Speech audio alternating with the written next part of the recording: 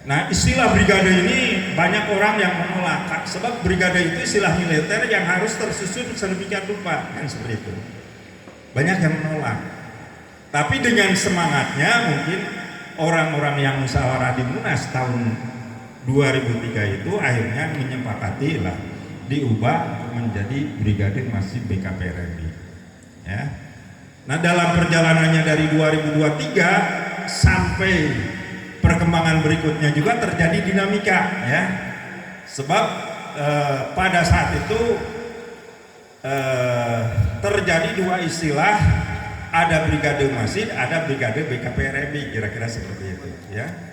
Nah, yang akhirnya tadi ya di dalam hasil keputusan yang ditetapkan tahun 2021 ditegaskan, ya, itu dengan perubahan juga beberapa logo yang dipakai, itu perubahan dari Brigade Masjid BKPRMI, sehingga pada saat itu banyak orang yang bingung Brigade Masjid atau Brigade BKPRMI, sebab di sininya tertulis Brigade BKPRMI, sementara di logo lain disebut Brigade Masjid, kan seperti itu.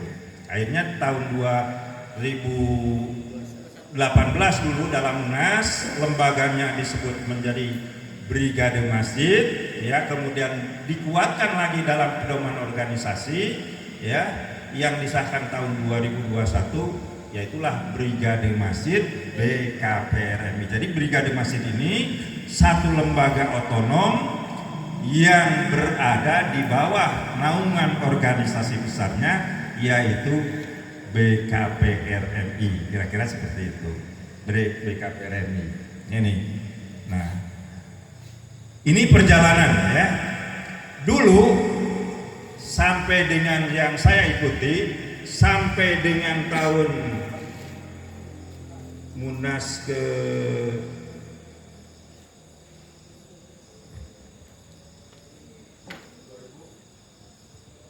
bukan 2014 ya,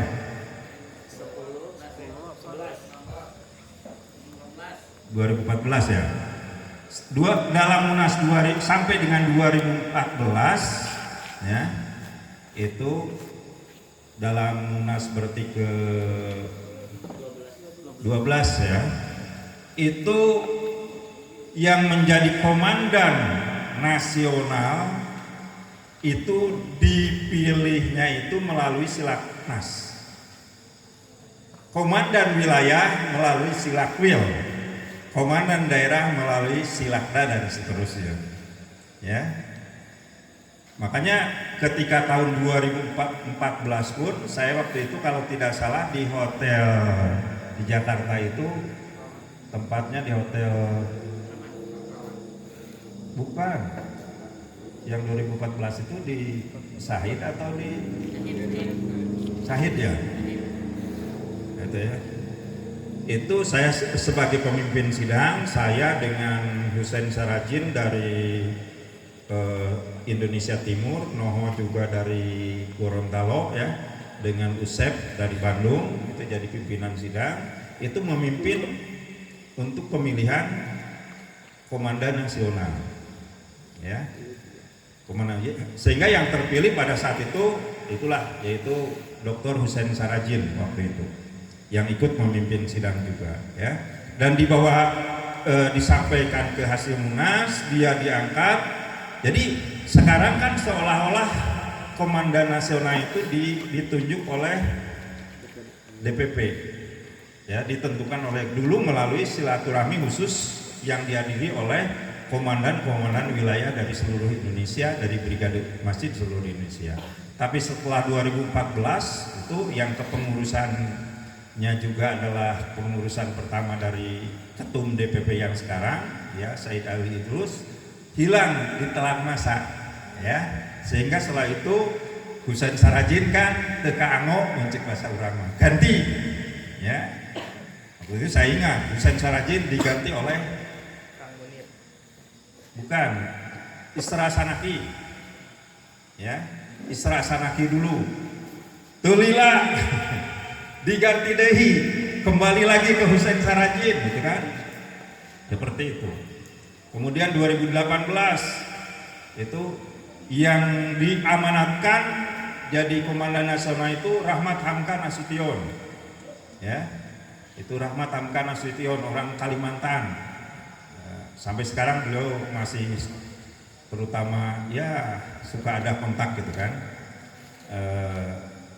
Dia seorang anggota DPR dari PDI waktu itu, sekarang tidak jadi anggota DPR lagi. Itu. Jadi karena beliau itu saya sudah kumpul waktu dia jadi Komandan Nasional itu, setelah Munas itu di Wisma Nusantara, gedung MPR, dengan beliau berapa orang kumpul merumuskan rencana sangat bagus sebenarnya, sampai dia siap membuat seragam pertama 1000 piece untuk dibagikan dari uang sendiri, membuat gimana supaya lebih ini logo-logo di dalam BKPRMI itu kan. Tapi tahu-tahu ya karena pada saat pelantikan tidak bisa hadir. Alasannya apa tidak hadir? Karena ibunya meninggal dunia, ya, sehingga dicoret langsung dan diganti oleh yang lain, ya. Nah, yang kemarin saja kan Dokter Ali tiba-tiba diganti oleh yang sekarang Nuarsa Rambe. Itu dalam kepemimpinan beliau. Kalau dulu ya satu periode lah. Kalau selama sekarang DPP yang sekarang, yang namanya komandan khususnya dan pengurus-pengurus yang lain pun kalau tidak seini dengan DPP barangkali keadaannya seperti itu. Nah sekarang bertahan sudah berapa tahun, orang Medan sendiri Nuarsa Rambe kan Komandan Nasional. Ini perjalanannya.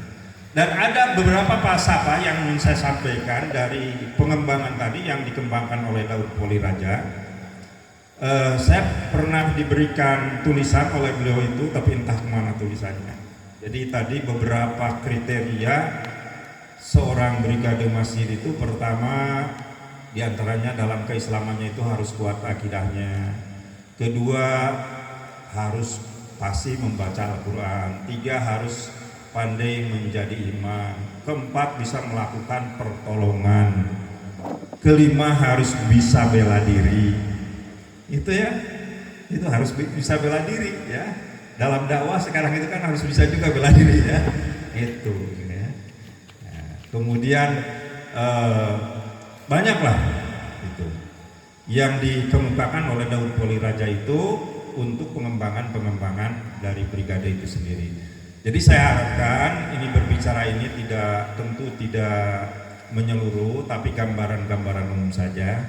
Jadi tolonglah kembangkan oleh kalian semua yang masih muda, bagaimana agar Brigade Masjid ini ke depan memiliki kekhasan ya, dengan tadi landasan berpikirnya hakikatnya seperti itu, bahwa kita adalah satu bagian dari bagian BKPRMI yang punya tujuan seperti itu, dan brigade punya kekhasan terutama dalam hal tadi cinta tanah air, cinta masyarakat ya, termasuk keterampilan search and rescue dan sebagainya ya.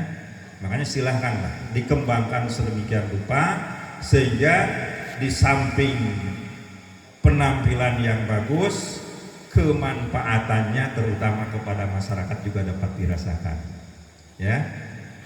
Sebab sebaik-baik dari kamu adalah orang yang bermanfaat bagi manusia yang lain. Kita sudah hafal semua. Nah, sehingga diharapkan brigade itu betul-betul kata Dokter Ali istilahnya selalu menebar manfaat, selalu memberikan kemanfaatan. Apa yang bisa kita lakukan ya, yaitu apa yang kita perjuangkan, apa yang bisa kita sumbangkan ya, infakkan barangkali sesuai dengan kemampuan kita, mari kita kembangkan seperti itu ya. Jadi ini gambaran esensi dan eksistensi yang saya mungkin sedikit gambarkan pada kesempatan ini, dan mudah-mudahan ini sekali lagi yang paling pokok saya titip ya, Brigade Masjid Jawa Barat tetap mempertahankan citra dirinya di dalam khususnya brigadenya ya. Ini contoh lah, jangan gaya-gayaan, ingin gaya-gayaan segala ditapalkan gitu kan, bari teu pararuguh gitu kan, tidak sesuai dengan aturan. Saya ingin pertahankan itu ya, punten lah kemarin juga muncul punten dalam JUM nasional yang diselenggarakan oleh IKBKPRMI, muncul contohnya begini, syarat untuk menjadi sekarang pengurus di DPP itu, ketum itu harus LMD 3. Kenapa katanya, kata orang mana, ada yang belum LMD sebelumnya ikut LMD 3 kan seperti itu bukan satu hal yang ini barangkali yang bagus. Wah, banyak kan punten